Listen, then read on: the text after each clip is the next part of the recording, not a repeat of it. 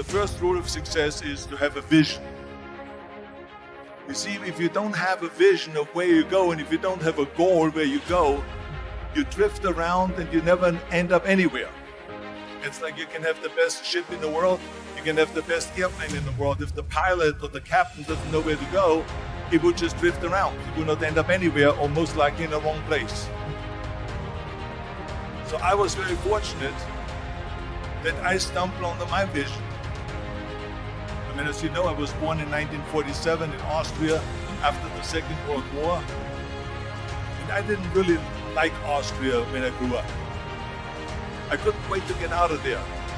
I couldn't see myself becoming a farmer or a worker in a factory or anything like that.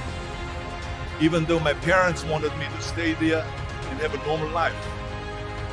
My father wanted me to become a police officer like he was. My mother wanted me just to stay there and marry a girl in the name of Heidi, hopefully, and have a bunch of kids and run around like the Van Trapp family in The Sound of Music. But that was their vision, not mine. My vision was totally different. I felt that I was born for something special, for something unique, for something big.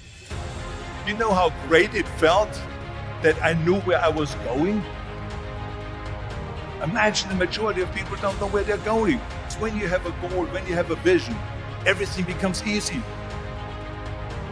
Because remember that in America, for instance, when you study, you will see the percentage of people that like their jobs.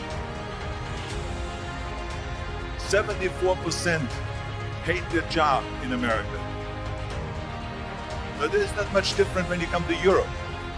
The majority of people don't like what they're doing because they're really not doing it because they didn't have a goal and they followed this goal. They just aimlessly drift around and then all of a sudden there's a job opening, so they get that job because you have to work. But then when you work, it's a chore. It's work. It's not fun.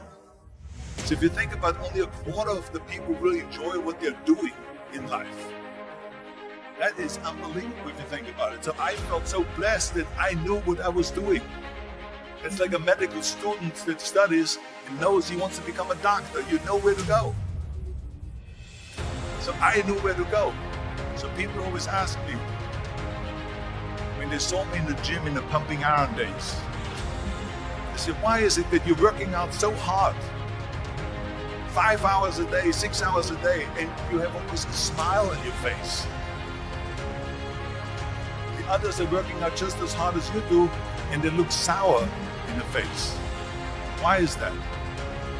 And I told people all the time, I said, because to me, I'm shooting for a goal. In front of me is the Mr. Universe title.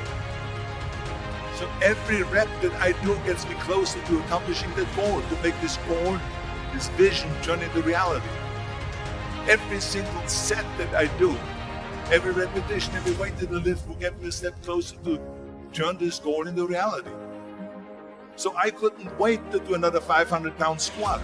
I couldn't wait to do another 500-pound bench press. I couldn't wait to do another 2,000 reps of sit-ups. I couldn't wait for the next exercise, for the next half hour of posing and all the kind of things that you have to do to be a champion. And at the age of 20, I went to London and I won the Mr. Universe contest as the youngest Mr. Universe ever. And it was because I had a goal.